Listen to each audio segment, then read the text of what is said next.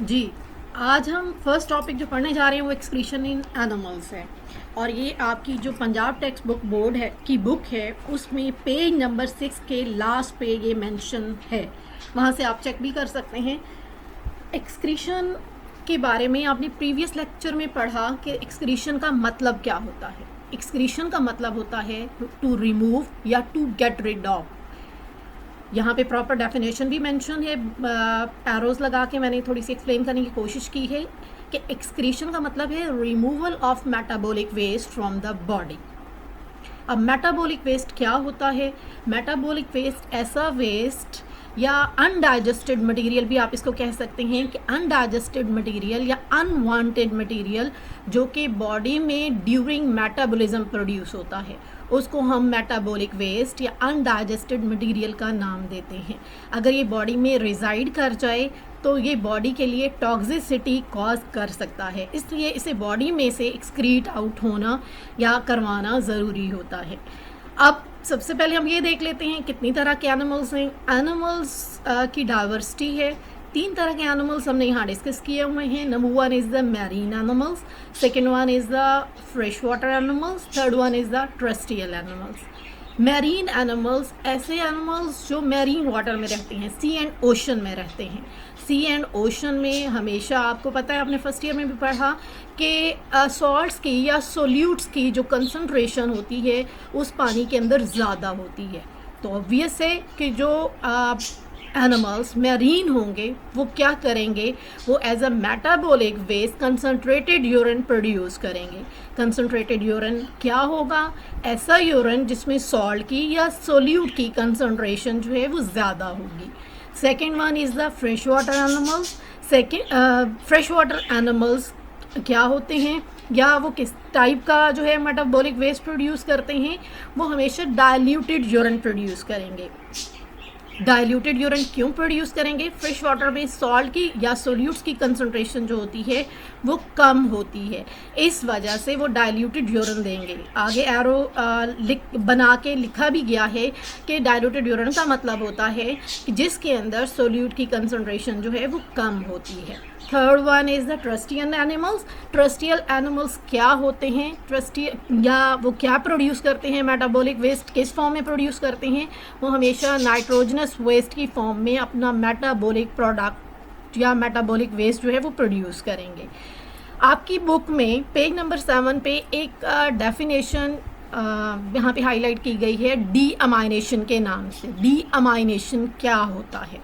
D का मतलब होता है रिमूवल, अमाइनेशन का मतलब है अमाइनो ग्रुप का। यहाँ पे मेंशन है कि catabolism during catabolism of amino acid, amino group क्या किया जाता है? रिमूव कर दिया जाता है। इस चीज़ को हम डी अमाइनेशन का नाम देते हैं। अब अमाइनो ग्रुप रिमूव क्यों किया जाता है? अमाइनो ग्रुप इसलिए अमाइनो एसिड्स में से रिमूव किया जाता है ताकि वो बॉडी के अंदर टॉक्सिसिटी प्रोड्यूस ना करे। और अमाइनो ग्रुप जब रिमूव किया जाता है उसको बॉडी में से किस तरह से एक्सक्रीट आउट किया जाता है, वो इस तरह से यहाँ पे बुलेट्स की फॉर्म में शो भी किया गया है कि अमाइनो ग्रुप जो है वो डिज़ोल्व हो जाता है किसके अंदर? वाटर के अंदर। अब वो वाटर कौन सा है? वो आपके बॉडी फ्लूइड्स हैं, जिसको आप प्लाज्मा का नाम भी देते हैं। उसमें डिज़ोल्व होता है और बॉडी में से क्या किया जाता है? एक्सक्रीट आउट कर दिया जाता है। अब बॉडी के अंदर वेस्ट प्रोडक्ट्स हुए, अगर लो क्वांटिटी ऑफ नाइट्रोजन होगी तो वो कौन कौन से कंपाउंड आपकी बॉडी में बना सकते हैं? वो हो सकते हैं क्रेटेनिन हो सकता है, क्रेटीन हो सकता है और ट्राइमेथाइल अमाइन ऑक्साइड हो सकता है, जिसको ब्रैकेट में मेंशन किया गया है TMAO से।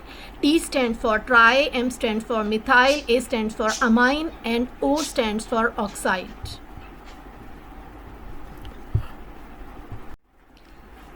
जब नाइट्रोजन की कंसंट्रेशन ज़्यादा होती है तो तब किस तरह के कंपाउंड्स जो हैं बॉडी के अंदर, लिविंग ऑर्गेनिज्म की बॉडी के अंदर फॉर्म होते हैं, इस डायग्राम में इस चीज़ को एक्सप्लेन किया गया है।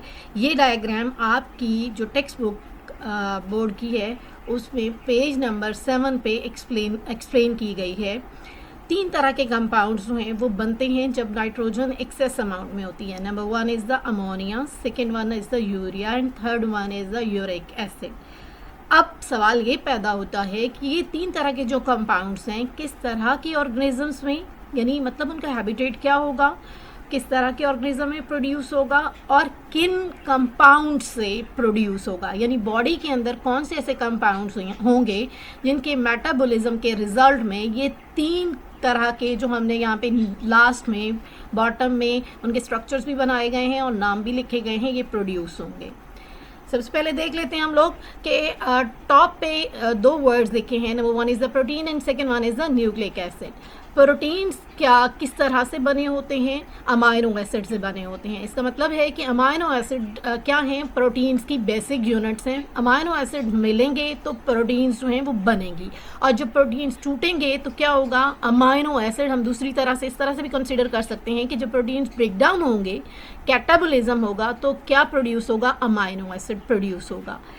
सेम इसी तरह से ऑपोजिट बॉक्स में न्यूक्लिक एसिड लिखा गया है। न्यूक्लिक एसिड्स 2 तरह के होते हैं जिसको आप डीएनए एंड आरएनए का नाम देते हैं।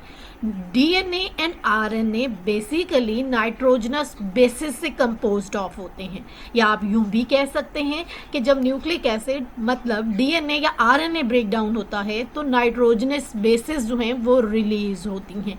नाइट्रोजनस बेसिस क्यों कहा जाता है, ये ऐसी बेसिस होती हैं जो कि नाइट्रोजन कंटेन करती हैं। और प्रोटीन्स में भी आपको पता है अमाइनो एसिड्स के अंदर बेसिक कंपोनेंट क्या है, नाइट्रोजन है। क्यों नाइट्रोजन है, क्योंकि अमाइनो ग्रुप पे कंसिस्ट करता है ये। अब नाइट्रोजनस बेसिस 2 तरह की होती हैं, केमिस्ट्री में भी आपने पढ़ी होंगी, प्यूरीन्स एंड पायरामिडीन्स, ठीक है। उनमें से भी क्या होगा, अमाइनो ग्रुप रिलीज होगा। सिंपल ये हमें जो डायग्राम है वो एक्सप्लेन करती है कि प्रोटीन्स और न्यूक्लिक एसिड का जब ब्रेकडाउन होगा, कैटाबोलिज्म होगा या मेटाबॉलिज्म हम कह सकते हैं, जब होगा तो क्या होगा, अमाइनो ग्रुप जो है वो रिलीज होगा। अब डिफरेंट तरह के एनिमल्स यहाँ पे नीचे डायग्राम बनी हुई है। सबसे पहले तो एक्वाटिक एनिमल्स बने हुए हैं जिसमें जिसको रिप्रेजेंट किया गया एक फिश से, और सेकेंड जो है एक एलिफेंट की आपको डायग्राम नज़र आ रही है, ये मैमल्स को और मैमल्स को एक्सप्लेन कर रहा है। इसके साथ साथ थर्ड जो है वो थर्ड डायग्राम जो है वो एक बर्ड की बनी हुई है।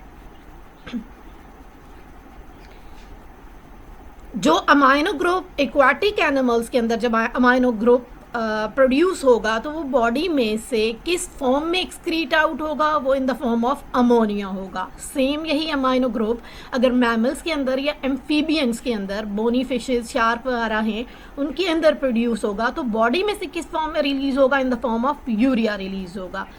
थर्ड वन जो है एक बर्ड की जो डायग्राम बनी हुई है, इसका मतलब है कि जो बर्ड्स, इंसेक्ट्स और रेप्टाइल्स के अंदर या जो लैंड स्नेल्स होते हैं उनके अंदर जब अमाइनो ग्रुप प्रोड्यूस होगा as a result of catabolism of proteins and nucleic acid, तो क्या प्रोड्यूस करेगा, uric acid as a excretory product release करेगा। इसको हम आगे एनिमल्स को एक्सप्लेन करेंगे कि हमने किस तरह से इनको कैटेगराइज किया गया है या नाम क्या दिए गए हैं, वो नेक्स्ट स्लाइड पे हम देखेंगे। अभी फ़िलहाल आप आ जाएं, मैंने अभी यहाँ पे एक्सप्लेन किया था न्यूक्लिक एसिड्स को कि nucleic acid basically nitrogenous bases से कंपोज्ड ऑफ होते हैं, और नाइट्रोजनस बेसिस मैंने 2 मेंशन की हैं, प्यूरीन्स एंड पायरामिडीन्स। अगर डायग्राम की लेफ्ट साइड पर आप देखें तो प्यूरीन्स एंड पायरामिडीन्स मेंशन हैं, ये 2 नाइट्रोजनस बेसिस हैं।